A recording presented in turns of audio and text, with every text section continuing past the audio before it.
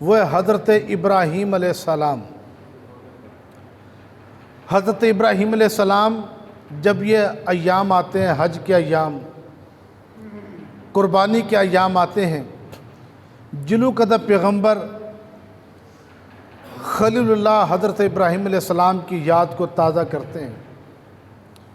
آج اب ان کی سیرت پر اور ان کی ولادت سے پہلے، ولادت کے وقت کیا حالات تھے وہ بیان کریں گے، اور یہ سلسلہ آپ کی سیرت کا تقریباً کم و بیش 3 جمعوں تک چلے گا۔ حضرت ابراہیم علیہ السلام جس دور میں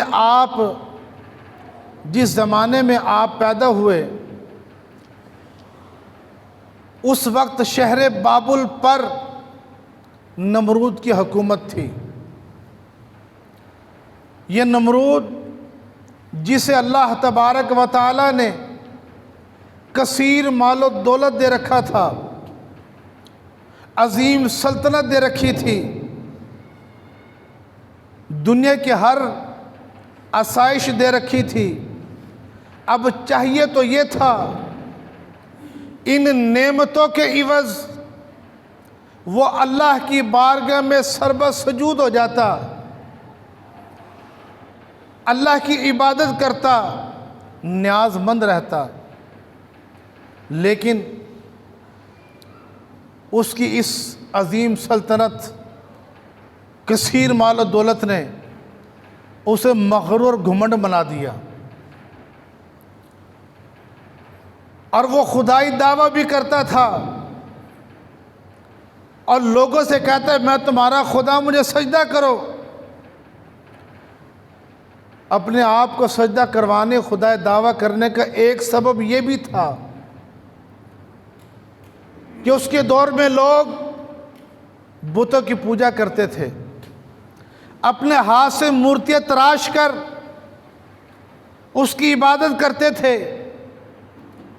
اس نے جب یہ دیکھا تو کہا کہ یہ جو اپنے ہاتھوں سے تم مورتیاں بناتے ہو، نہ تو یہ تمہیں نفع دے سکتے ہیں، نہ یہ تمہیں نقصان پہنچا سکتے ہیں، اس سے بہتر تو میں ہوں جو تمہیں نفع بھی دے سکتا ہوں، تمہیں نقصان بھی پہنچا سکتا ہوں، لہذا میں ان سے بڑھ کر تمہارا خدا ہوں، مجھے سجدہ کرو۔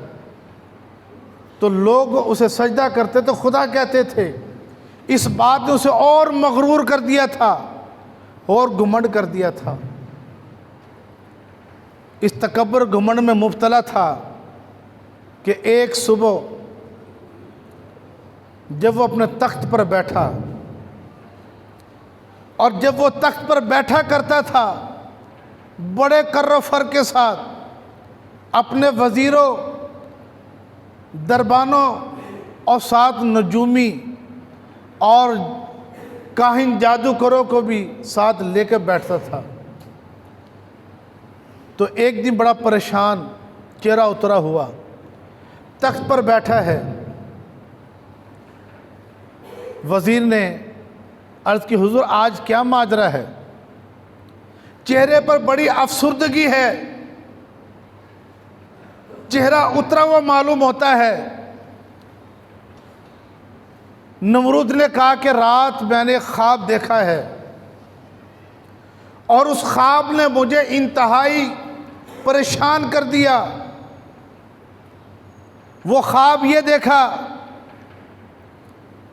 کہ آسمان پر ایک ستارہ نمودار ہوتا ہے جس کی روشنی اتنی زیادہ تھی کہ جس کے سامنے چاند اور سورج کی روشنی بھی ماند پڑ گئی۔ اس خواب نے مجھے بہت پریشان کر دیا ہے۔ نجومیوں نے اپنا اندازہ لگایا، کاہنوں نے اپنے علم کے مطابق اندازہ لگایا، اور اپنے پراگندہ خیال کو جمع کر کے کہنے لگے، اے نمرود، تیری سلطنت کے اندر اس سال ایک ایسا بچہ پیدا ہوگا جو تیرے دین کو بدل دے گا، تجھے اور تیری سلطنت کو تہس نہس کر دے گا۔ یہ تیری ساری سلطنت، یہ تیری دولت، یہ سارا تیری بادشاہت ختم ہو کر رہ جائے گی۔ پھر اس نے سب کو کہا کہ اس کا حل نکالا جائے، مشورہ کیا اس بچے کی پیدائش کو کیسے روکا جائے۔ مشورے میں یہ طے پایا اس سال جتنے بھی پیدا ہونے والے بچے نے قتل کر دیا جائے۔ اللہ یعوذ باللہ۔ اب اس نے اس سال جتنے بچے پیدا ہونے والے تھے سب کو قتل کیا۔ مدعی لاکھ برا چاہے تو کیا ہوتا ہے؟ مدعی لاکھ برا چاہے تو کیا ہوتا ہے؟ وہی ہوتا ہے جو منظور خدا ہوتا ہے۔ اب حضرت ابراہیم علیہ السلام کی ولادت ہونی تھی، یہ خدا کو منظور تھا، تو آپ کے والد محترم حضرت تارخ وہ آپ کی والدہ کے قریب گئے۔ حضرت ابراہیم علیہ السلام آپ کے صلب سے اپنی والدہ کے رحم میں تشریف لے آئے، اور جب ولادت کا وقت آیا، اب اس سارے معاملات کا کسی کو خبر نہ ہوئی۔ جب ولادت کا وقت آیا آپ جنگل کی طرف نکلیں اور ایک غار کے اندر گفا میں حضرت ابراہیم علیہ السلام کی ولادت ہوئی۔ اب بیٹے کی ولادت دیکھ کر آپ کی والدہ بہت خوش ہوئی، لیکن ساتھ ہی غمگین بھی ہو گئیں، آنکھوں میں آنسو بھی آ گئے۔ وہ ناحق بچے کا قتل ہونا یاد آ گیا۔ آپ ایک کپڑے میں لپیٹ کر اللہ کے سپرد کر کے اس غار میں چھوڑ کر آ گئیں، اور ادھر اللہ تبارک و تعالی نے دو فرشتوں کو بھیجا جنہوں نے آ کر آپ کے دونوں انگوٹھوں کو آپ کے منہ میں دے دیا۔ ایک سے شہد جاری تھا تو ایک سے دودھ کی نہر جاری تھی۔ تو یوں اللہ رب العالمین نے آپ کی حفاظت کی، اور آپ کی والدہ محترمہ وقتاً فوقتاً چھپ کر آتی اور آپ کو دیکھ کر چلی جاتی، دیکھ بھال کر کے۔ جب آپ کچھ بڑے ہوئے، آپ نے اپنی والدہ سے سوال کیا، من ربی، میرا رب کون ہے؟ جب آپ کی والدہ نے یہ سوال سنا، بات کو ٹالتے ہوئے، کیونکہ رب کا لغوی معنی پالن ہار، پالنے والا، کہا کہ میں اتنا تو جانتی ہوں اس وقت کہ تمہارے والد تارخ تمہارے پالن ہار ہے، تمہارے پرورش کرنے والے ہیں۔ یہ جواب دے کر آپ وہاں سے اٹھی۔ حضرت ابراہیم علیہ السلام اپنی والدہ کے اس جواب سے مطمئن نہیں ہوئے۔ آپ کی والدہ نے آ کے آپ کے والد صاحب سے کہا کہ جس بچے کی پیشن گوئی نجومی نے کہنوں نے دی تھی وہ تو ہمارا بچہ ہے۔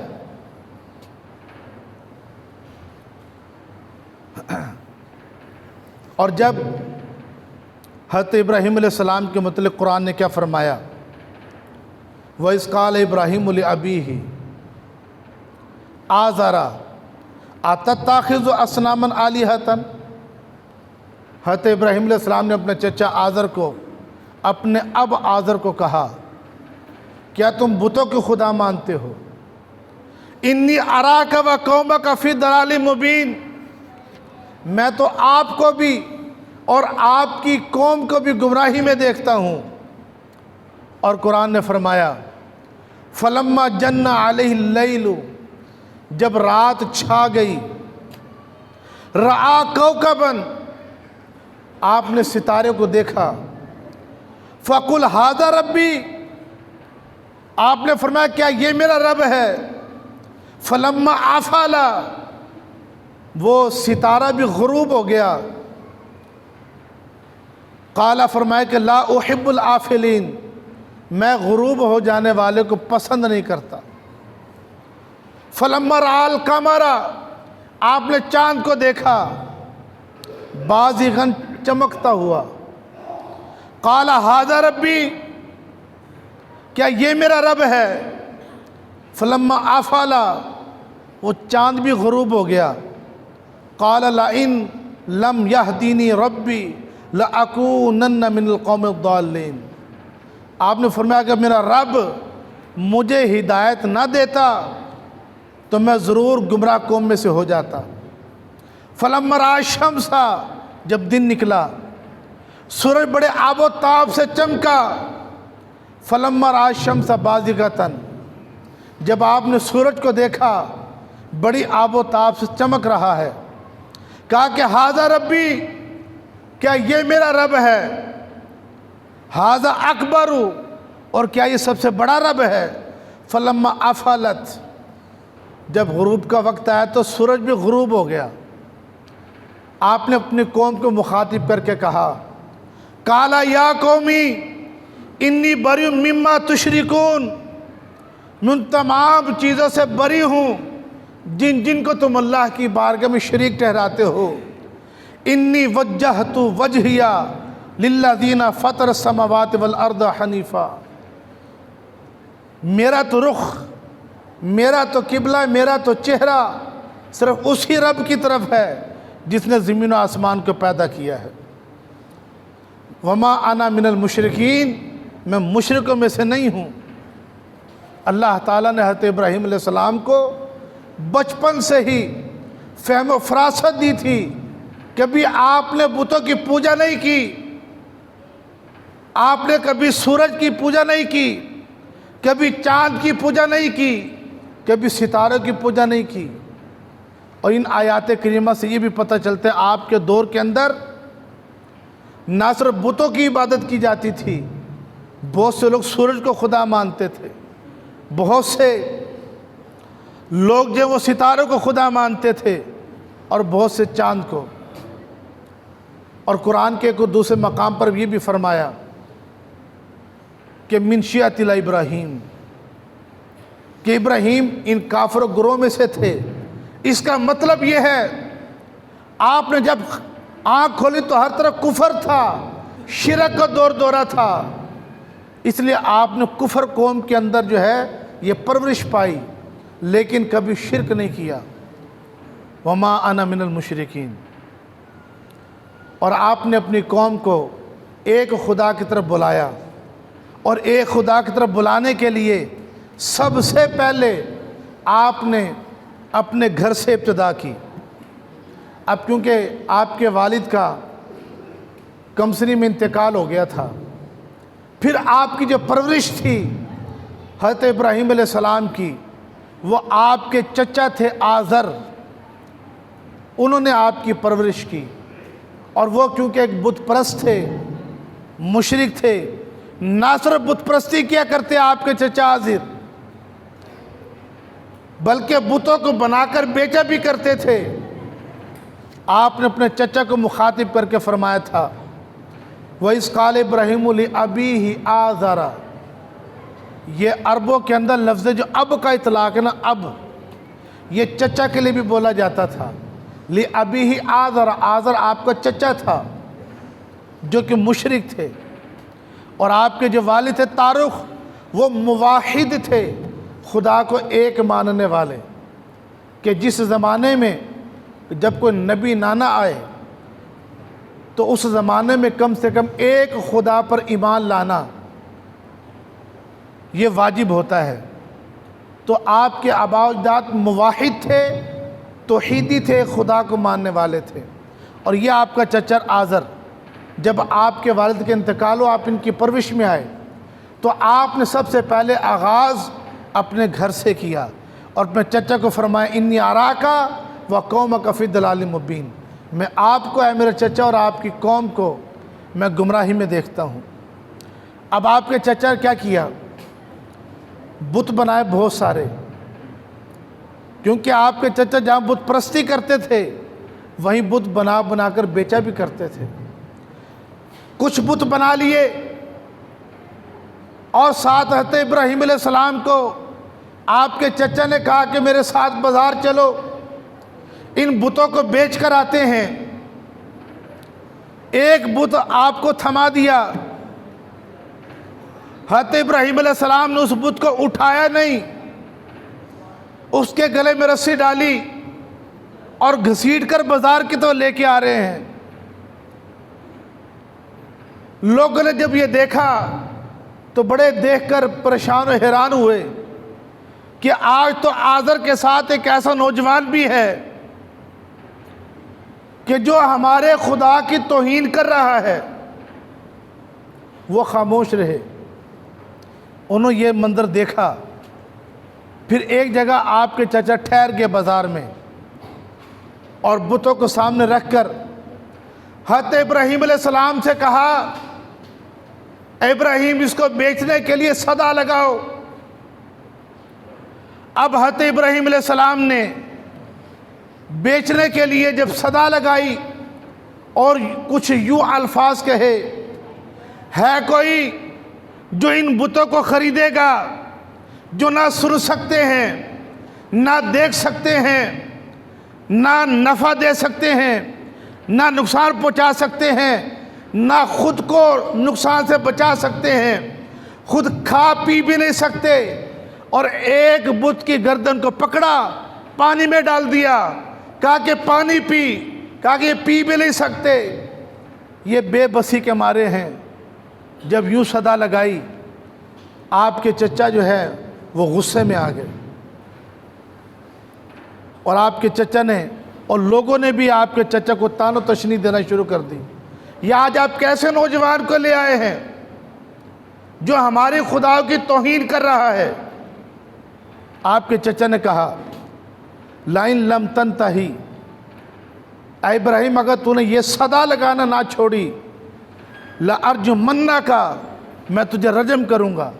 رجم کہتے ہیں پتھر مارنا، اور اتنے پتھر مارنا کہ سامنے والا مر جائے، اسے کہتے ہیں رجم۔ کہا کہ ارجمنک، میں تجھے رجم کروں گا، وَاحْجُرْ مَلِيًّا، وَاحْجُرْنِي مَلِيًّا، مجھے کچھ دیر کے لیے چھوڑ دے۔ اب آپ کے نے چچا کو کیا فرمایا حضرت ابراہیم علیہ السلام نے؟ آپ نے فرمایا اِذْ قَالَ لِأَبِيهِ، حضرت ابراہیم علیہ السلام نے فرمایا اپنے چچا کو، یا ابتی، اے میرے چچا، لما تعبدون ما لا يسمع ولا يبصر ولا يغني عنك شيئا، اے میرے چچا تم ان کی بتوں کی پوجا کیوں کرتے ہو جو نہ سن سکتے ہیں، نہ دیکھ سکتے ہیں، نہ تم سے کسی چیز کو دور بھی نہیں کر سکتے؟ اور پھر فرمایا کہ یا اباتی، اے میرے چچا، انی قد جاءنی من علم ما لم یأتک، اے چچا میرے پاس علم آیا ہے، کیونکہ اللہ نے حضرت ابراہیم علیہ السلام کو بچپن سے فراست عطا فرمائی تھی، آپ نے کبھی بت کی پوجا نہیں کی۔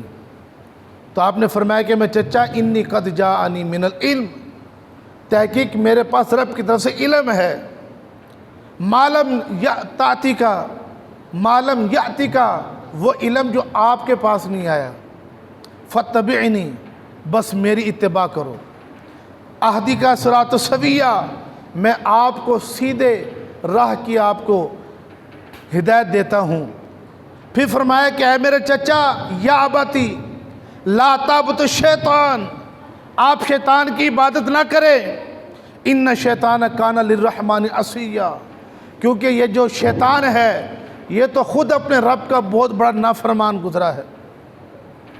پھر فرمایا کہ یا اباتی، اے میرے چچا، انی اخاف ان یمسک عذاب من الرحمن، مجھے ڈر ہے اس بات کا اگر آپ نے یہ بت پرستی نہ چھوڑی تو رحمان کا عذاب آپ کو آ کر رہے گا، فتکون للشیطان ولیہ، تو آپ بھی شیطان کے ساتھی بن جائیں گے۔ تو یوں حضرت ابراہیم علیہ السلام نے سب سے پہلے جو ایک خدا کی عبادت کی طرف بلایا، تو اپنے گھر سے بلانا شروع کیا اپنے چچا کو۔